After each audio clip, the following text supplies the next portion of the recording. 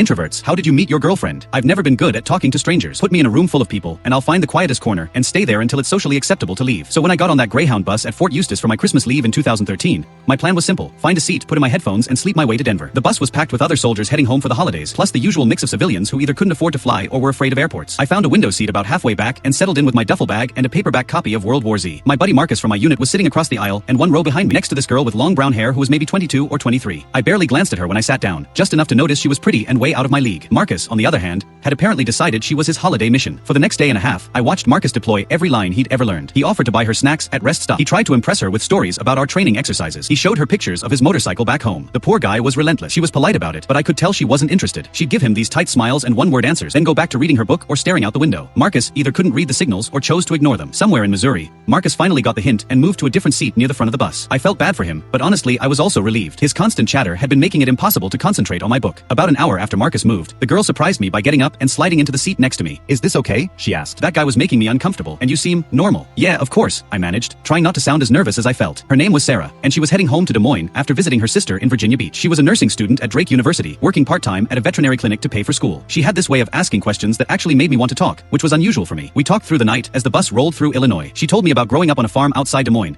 about how she'd always wanted to be a veterinarian, but settled on nursing because the programs were shorter and cheaper. I found myself telling her things I'd never shared with anyone, about joining the army because I didn't know what else to do with my life, about missing the mountains back home in Colorado. Somewhere around dawn, they made us switch buses in St. Louis. In the chaos of grabbing bags and finding new seats, Sarah and I got separated. She ended up on a different bus heading to Iowa, and I was stuck waiting for the Denver connection.